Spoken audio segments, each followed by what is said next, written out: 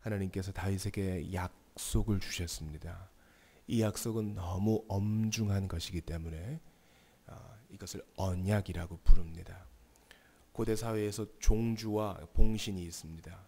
종주는 봉신을 보호해주고 그에게 안전을 보장해주며 그를 위해 대신 싸워줍니다. 봉신, 작은 나라는 그 큰 나라를 섬깁니다. 만약에 이 약속이 깨어졌을 때에는 피로 보상을 해야 합니다. 우리 하나님께서 아브라함과 이런 약속, 언약을 맺으실 때에는 쪼갠 짐승 사이로 종주와 봉신이, 즉 아브라함과 하나님이 같이 걸어가셔야 했지만 하나님은 아셨습니다. 아브라함이 이 언약에 충실할 수 없다는 것을 아셨습니다. 그래서 하나님과 아브라함이 같이 걸어가야 할 그 짐승의 쪼갠 그 사이를 하나님 홀로 걸으셨습니다. 이것은 이 약속이 반드시 이루어질 것이다. 이것을 하나님이 스스로 보증하시는 겁니다. 이 약속과 계약은 현대에서 상실된 언어이기 때문에 이른바 계약서를 쓰는 것으로 이해하면 좋겠습니다. 계약서에 내용된 상기사항을 어기면 법의 처벌을 받습니다. 마땅히 우리는 하나님과의 약속, 즉 너희가 이 언약을 지키면 복을 받으리라, 이 약속을 지킬 수 없었고 지키지도 않았던 사람입니다.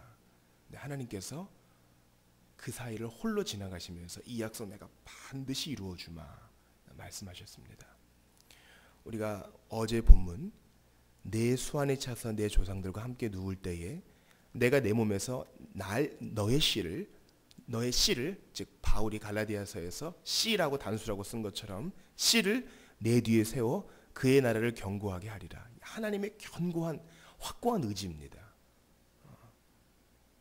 너의 후손들은 많이 실패할 것이다. 그러나 내가 그 나라를 견고하게 할 것이다. 나는 그에게 아버지가 될 것이다. 그는 내게 아들이 될 것이다. 이렇게 주님이 말씀하십니다. 이렇게 사람이 감당할 수 없는 약속을 받은 다윗이 하나님께 감사하고 있는 내용입니다. 우리도 한번 자신을 돌아봤으면 좋겠습니다. 하나님의 약속, 말씀 때문에 도저히 내가 이걸 감당하기가 힘들다 이렇게 느꼈던 적이 언제였는가 한번 돌아보기 원합니다. 감격이 없는 신앙생활은 바로 적신호이기 때문입니다. 감격이 없는 신앙생활, 즉 우리의 정서가 건드려지지 않는 신앙생활은 조나단 에드워즈가 말한 대로 아주 위험하고 어떻게 보면 헛될 수도 있기 때문입니다. 자, 하나님 앞에서 이 정서가 고양된 다윗이 18절에서 이렇게 말합니다. 주 여호와여, 나는 누구이오며 내 집은 무엇이기에 나를 여기까지 이르게 하셨나이까. 이거 뭐 당연한 말 아닌가 이렇게 생각할 수 있지요. 그러나 18절의 초반을 보십시오. 다윗 왕이 여호와 앞에 들어가, 아마 그는 이제 자기에게 허락되지 않았던 성전을 뒤로하고 늘 있었던 회막 안으로, 장막 안으로 들어갔을 것입니다. 들어가 앉아서 이르되, 여기에 큰 의미가 있습니다. 그가 여호와 앞에 들어가 앉되 히브리어 원어로 볼 때에 그러니까 오래 머물러 앉았다라는 것입니다. 그는 할 말을 잃었습니다. 그저 감사합니다라는 말로는 족하지 않는 그 감격을 가지고 있었습니다. 그래서 홀로 여호와 앞에 들어가 앉았습니다. 다윗은 시편 51편에서도 그러잖아요. 주께서 나를 사유하여 주시면 많은 백성들 앞에서 주를 찬송하겠습니다. 모든 민족이 주를 찬송할 것입니다. 이렇게 백성들 앞에서 공개적으로 찬송하는 것을 즐겨하던 자였습니다. 그런데 지금은 그 도가 넘었습니다.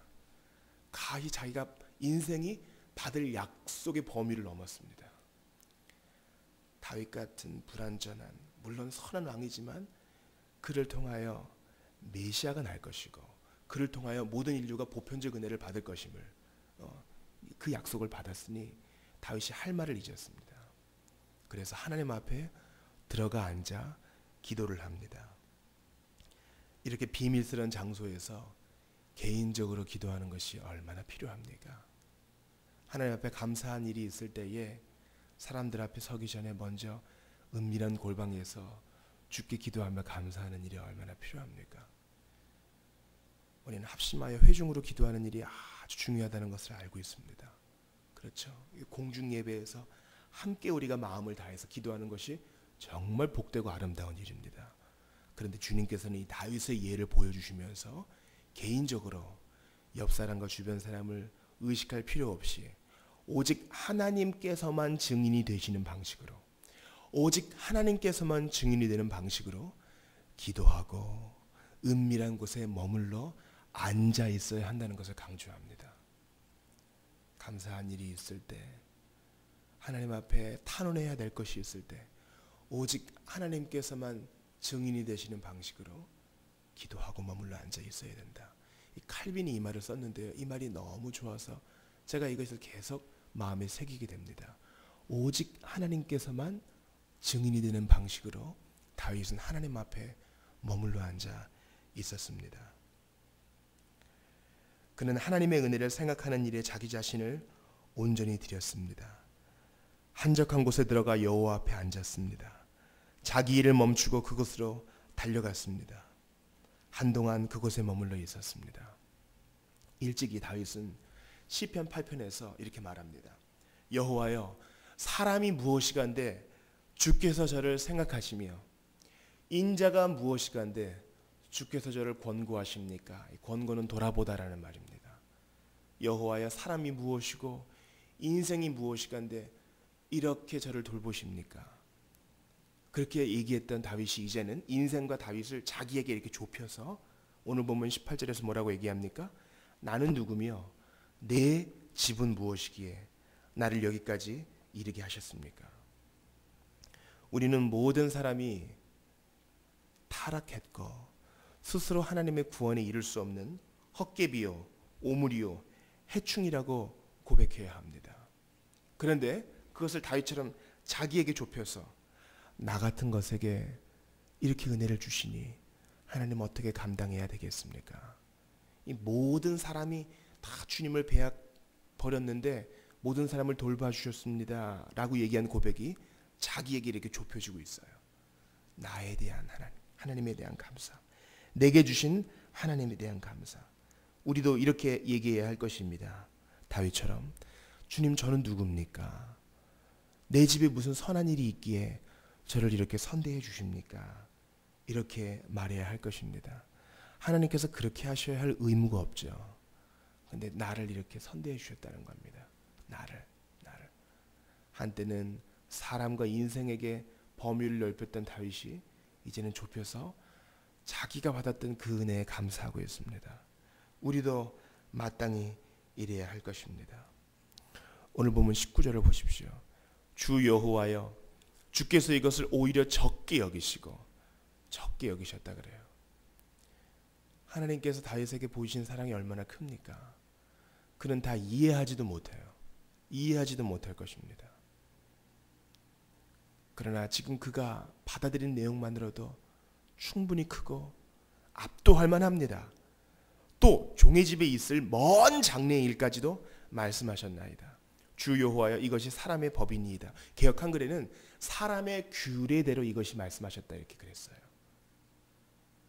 여러분, 시편 132편 13, 14절에 이렇게 기자가 말합니다. 여호와께서 시온을 택하시고 자기 거처를 삼고자 하여 이르시기를 이는 내가 영원히 쉴 곳이라 내가 여기 거주할 것은 이를 원하였음이로다. 하나님께서 시온에 머무시는 것은 그분이 머물 곳이 없으셔서가 아닙니다. 우리의 배은망덕함과 우리의 망각함, 우리의 부신 때문에 친히 자기를 낮추어 그곳에서, 그 성전에서 백성들을 만나 주신 것입니다. 주님께서 무엇이 아쉬워서 다윗 왕과 그 일가를 택하신 것이 아닙니다. 인류를 불쌍히 여기셨기 때문에 자기를 낮추셨던 것입니다. 우리 주님의 성육신, 우리 주님께서 인류의 사랑을 구걸하기 위하여, 오늘도 그 사랑에 눈물 흘리는 자를 보기 위하여 다윗 왕가를 택하신 것이 아닙니다. 하나님께서 기뻐하셔서, 사랑하셔서 그렇게 했는데 19절에 뭐라 그래요? 오히려 이것을 적게 여기셨다.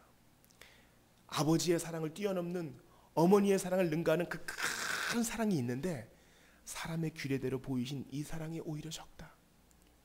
우리가 천국에서 누릴 하나님의 사랑이 얼마나 크겠습니까? 우리의 감각을 뛰어넘고 우리의 작은 지성을 뛰어넘는 그 초월하는 사랑. 근데 우리가 그 맛을 이 땅에서 보고 있습니다. 우리는 그것을 기대해야 할 것입니다. 하나님께서 19절 후반 이것이 사람의 법이니이다. 사람의 규례대로 다윗이 이해할 수 있게 말씀해 주셨습니다. 마태복음 23장에 보니까 우리 예수님께서 예루살렘을 보며 우시며 이렇게 말합니다. 암탉이 병아리들을 그 날개 아래 모음과 같이 내가 너를 얼마나 사랑했느냐. 그러나 너희가 원치 아니하였도다. 우리 하나님의 사랑과 암탉의 사랑을 비유조차 할 수 있겠습니까? 그럴 수 없지요. 그러나 주님께서 이것을 오히려 작게 여기시고 친히 자기를 낮추어 암탉의 사랑으로 표현하시는 겁니다. 그것을 원치 않았던 이스라엘 백성들. 그러나 주님께서는 다윗의 언약을 그리스도의 십자가와 빈 무덤 그리고 성령을 보내주심으로 완성시키셨습니다. 우리는 때로 다윗과 같은 경험을 합니다. 목이 꽉 막히는 것 같은 경험 하잖아요. 로마서 8장 26절에 나온 것처럼 우리는 마땅히 무슨 말로 기도해야 될지 알지 못하나 성령께서 말할 수 없는 탄식으로 신자의 안에서 간구해 주신다. 우리는 때로 할 말을 잃어버립니다. 너무 하나님의 사랑에 감격되어서 할 말을 잊어버릴 뿐만 아니라 은혜에 무감각하게 되어가지고 무슨 기도를 해야 될지 무슨 말을 해야 될지 이거 기도 계속 해야 되나 의문이 듭니다. 하나님 앞에 머물러 앉아 있다고 할지라도 이거 내가 뭐 하고 있는 것인가, 시간을 낭비하고 있는 것인가, 이렇게 의심이 들 때가 있는 것입니다. 무슨 표현으로 하나님께 기도해야 될지 모를 때도 있는 것입니다. 그래도 다윗처럼 하나님 앞에 머물러 앉아 말해야 됩니다. 주님, 제가 여기 있습니다. 하나님, 제가 무엇인데 이렇게 은혜를 베풀어 주십니까? 그는 다윗 언약을 다 이해할 수 없고 감당할 수도 없고 바르게 해석할 수도 없습니다. 그래도 하나님 앞에 간구하고 감사합니다. 주님, 제가 여기 있습니다. 이렇게 말합니다. 오늘 본문 20절 보십시오. 주 여호와는 주의 종을 아시오니, 이것입니다. 하나님이 우리를 아시기 때문에 우리는 오늘도 기도를 계속합니다. 우리가 합당하게 하나님 앞에 말씀드리지 못할 수도 있지요. 그러나 주님이 아시니 괜찮습니다. 하나님, 저 여기 있습니다. 오늘도 하나님께서 기뻐하시는 대로 저를 인도해 주십시오. 저를 향한 하나님의 계획과 뜻을 저는 다 알지도 못하고 우두나야 잘 파악하지도 못합니다. 그러나 주님, 제가 여기 있습니다. 주님이 저를 아시오니 다윗이 하나님 앞에 머물러 앉아 있었던 것처럼 저도 그렇게 앉아 있겠습니다. 우리 주님께서 오늘도 그 보좌를 지키시며 우리를 위해 기도하십니다. 이 세상에서 가장 자유로우신 성령께서도 오늘도 우리 안에 머물러 계시며 우리를 위해 기도하십니다. 따라서 우리도 여호와 앞에 앉아 있되 잠잠히 오래 머물러 앉아 있어야 되겠습니다. ADHD라는 후천적인 장애가 있습니다. 이른바 아이들이 쇼핑 중독, 스마트폰 중독, 탄수화물 중독으로 주의력이 결핍되는 것입니다. 여러분, 공부는 엉덩이로 한단 말이 있잖아요. 끈덕지게 하나를 파고 주의를 집중해야 되는데 우리 아이들이 너무나 주의를 앗아가는 많은 환경 속에 매몰되어 있기 때문에 그만 후천적인 장애에 걸리는 것입니다. 우리는 마땅히 믿음의 세대를 양육해야 하는 사람으로서 하나님 앞에 진득히 머물러 앉아 주님 앞에 말씀드려야 되겠습니다. 저는 무엇이고 우리 가정이 무엇이길래 이렇게 큰 사랑을 주셨습니까? 감당할 수도 없고 표현할 수도 없지만 주님, 제가 여기 있습니다. 다윗처럼 말합니다. 하나님, 주께서 저를 아셨으니 제가 오늘도 주님 앞에 머물러 있겠습니다. 이렇게 고백해야 할 것입니다. 쓰레기여, 지옥의 구렁이에 오히려 합당한 나를 일으키사 하나님과 함께 주 예수 그리스도와 함께 상속자의 반열에 세우신 하나님께 감사해야 할 것입니다. 오늘 열방을 위한 기도, 사우디 반도의 끝단에 위치한 예멘입니다. 예수님을 공개적으로 믿는 것이 가족들에 대한 박해로 이어지는 환난 가운데에서도 주의 용사들이 성령의 능력으로 견고히 서게 하소서. 우리 이 시간 기도합시다. 하나님, 우리 성도들 한 주일을 마무리합니다. 아버지 하나님, 마음에 들어찬 여러 가지 근심과 기도의 제목들 주님 앞에 아뢰옵니다. 어떻게 기도할지 모르나 오늘도 주님 앞에 머물러 앉아서 주님 앞에 자신을 드리게 하여 주시옵소서. 우리 이 시간 다윗의 예를 좇아 우리 주님께서 우리에게 가르쳐 주신 그대로 기도하면서 성도들을 위해 중보하면서 예멘에서 핍박당하는 형제와 자매들을 생각하면서 함께 기도하겠습니다. 하나님 아버지, 아무것도 아닌 죄인이 감당할 수 없는 은혜를 받아 이 자리에서 주님께 감사와 찬양을 드립니다.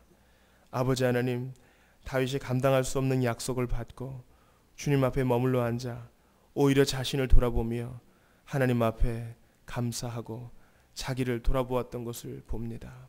아버지, 때로 우리의 기도의 언어가 막히고 우리의 육신이 이것을 감히 다 따라가지 못하고 때로 표현조차 찾지 못할 때에 하나님 앞에 감사하게 하여 주시옵소서. 하나님 아버지, 도와주시옵소서. 주님, 오늘도 하나님 앞에 머물러 앉아 마땅히 감사해야 할 것을 감사하며 신앙의 시험, 위기를 이겨낼 수 있도록 간절히 바라고 원하옵나이다. 이 일을 계속할 수 있도록 도와주시옵소서. 여호와 앞에 머물러 앉아 세대를 바꾸고 믿음의 후손들을 키워내는 우리 모두가 다 되게 도와주시옵소서. 하나님 아버지, 주님, 제가 여기 있습니다. 주께서 종을 아셨습니다. 다윗처럼 기도합니다. 주님이 나를 아시니 두려울 것이 없습니다. 물러설 것도 없습니다. 주님 외에는 갈 곳이 없습니다. 나그네와 이방인으로 외국인으로 사는 저희들은 오늘도 하나님 앞에 섭니다. 오늘도 저희를 인도하여 주시옵소서. 황급히 주께로 돌아서는 영혼들이 있게 도와주시옵소서. 무감각한 교우들을 깨워 주시옵소서. 예멘에서 고통당하는 형제와 자매들이 믿음으로 인내하게 하시고 피난처를 찾게 하여 주시옵소서. 하나님 아버지, 주말을 맞이하여 우리 성도들이 끝까지 사랑하신 주의 사랑을 기억할 수 있도록 도와주시고 그 사랑을 악용하지 않도록